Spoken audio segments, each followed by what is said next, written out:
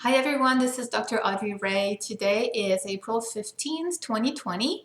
And just like you, my day is not at all the way I expected it to be just a few months ago. Today I was supposed to be speaking at the CSU Business Conference, and here I am at home, like so many of us, maybe all of you, dealing with all the changes that COVID-19 brought. And it's been a while since I've done a video, but I thought, I miss you guys. I think it's time to reconnect and share with you some tips to help you with your work as higher ed educators and leaders in this most difficult time. First of all, I want to acknowledge how hard you've been working and how impressed I am by how you've been responding so well to this crisis. That's amazing. I'm really proud of all of my clients and so many of you on LinkedIn that are reaching out to me, letting me know what you're doing. You guys are fantastic. Now, working hard is good, it's important, and I agree that in time of crisis, you definitely have to be willing to put in extra hours and extra effort, especially with the situation we have right now. But at the same time, again, today's April 15th, it's been about a month since we've had a stay-home order, many classes being shifted from campus to online. And I think it's time to take a look at what's been done, what we can reevaluate, reassess, and change so that you don't have to kill yourself continuing to work so incredibly hard, especially if you're working from home and you don't really have those boundaries anymore between work life and personal life. It can get really exhausting. I hear quite a few people tell me, I feel like every day is just repeating the next, and it's almost confusing, but it's really busy. We hear about people watching Netflix a lot, and that's not what my clients are reporting. They don't really have the time to just watch TV and read and hang out and chill because there is so much to do. So I want to share with you just a few tips that I'd like for you to implement the next few days. And I'd love for you to let me know if it's made a dramatic difference, and I really believe that it will. So first of all, what I'm hearing is that you guys are being slammed. It's urgent, urgent, urgent. People keep expecting you to handle something right away, which is leaving very little time for important tasks that are not as time sensitive. So what I'd like for you to do is to realize that it's already been 1 month, so it's all right. But what if we have 2 more months, 3 more months like this? You're going to fall behind and you just can't afford to let that happen. So you've got to take some time to set an intention about what is important that you may not have had time to do. So have an intention for the next few weeks, maybe even, I mean, the end of the year is in 2.5 months. I can't believe how quickly we're going to get there, but we will. So be clear on what needs to happen before the end of June. And what I encourage you to do is for each day, have daily goals. So each day, know what you are going to accomplish, but don't make it a long list because let's be real, you are going to get interrupted and there will be something urgent to handle. So don't plan on having 4 or 6 hours or more of time to work on important but not urgent things. Be realistic.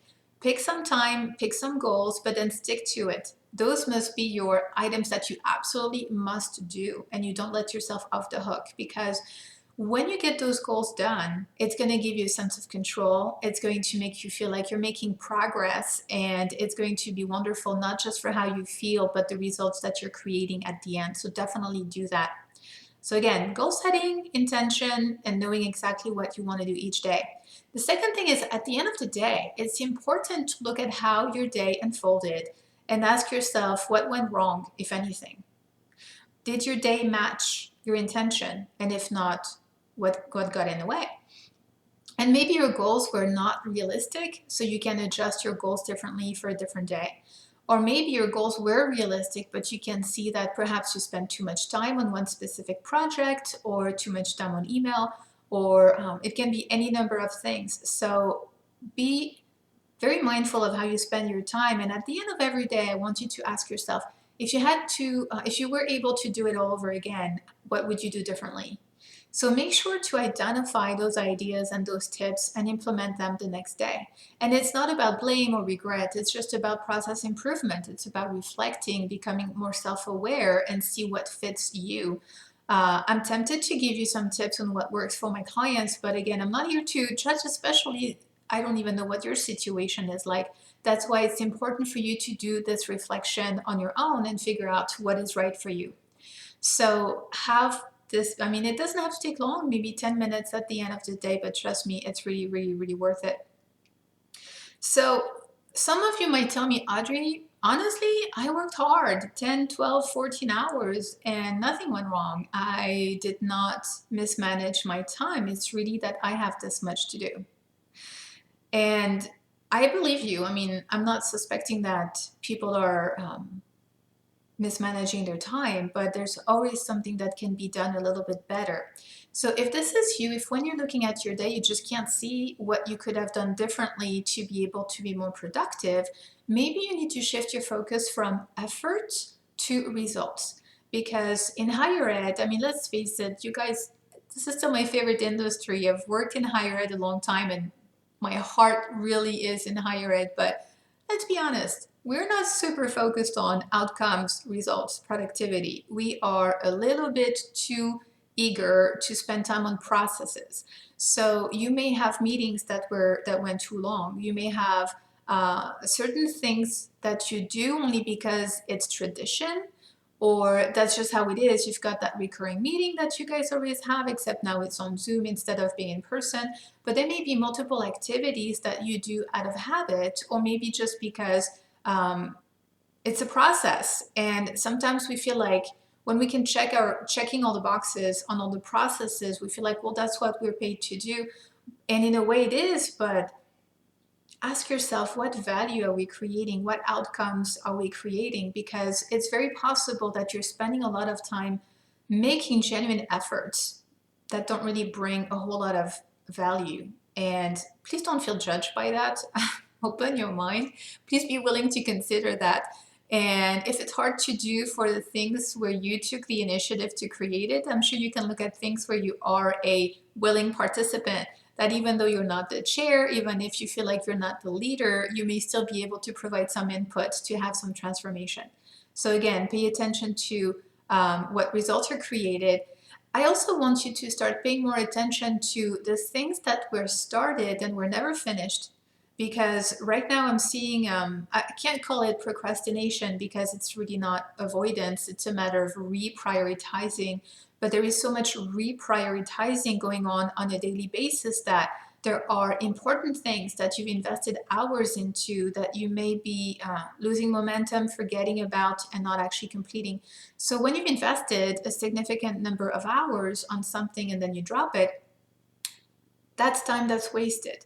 So maybe volunteer for fewer things, start fewer things, but make sure you bring them to completion. I really, really want you to pay attention to that piece because it's culturally accepted to not finish things. But look at all the things you start that if you don't finish them, there's no value. Imagine if a songwriter started writing a song but not finishing it. We would never hear that song. We would get zero value from it.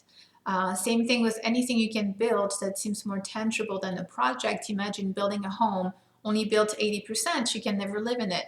Anything like that, it's really obvious. And sometimes we don't realize how with projects in higher ed, every time we just drop the ball and we don't finish it, we are wasting the amount of time that was invested early on. So try to keep this momentum. One exception would be cutting your losses if you feel that you've invested in a project that you really do not wish to complete. And that's perfectly fine. If you realize that the idea wasn't so great and you want to move on, not do it, that's fine. In fact, I encourage you to do that too. Don't just finish something because it sounded good a long time ago. If now it's clearly not the right strategy, find a better strategy. But just don't lose momentum. So anyway, that's enough for today. I don't want this video to get too long, but please put something in the comments. Let me know what you found helpful. If maybe you would like me to do a webinar, because I've got hundreds of tips that I could share with you on working from home during COVID-19, specifically for higher ed administrators. And please take a look at my blog. I have so many resources there. I've been writing about this since the crisis started. So I'm going to put the links in the description here on YouTube. And if you see this on my website, click around, see what you can use there. And if you have questions, reach out to me. I'd love to hear from you. Take care, have a good day, and stay safe. Bye.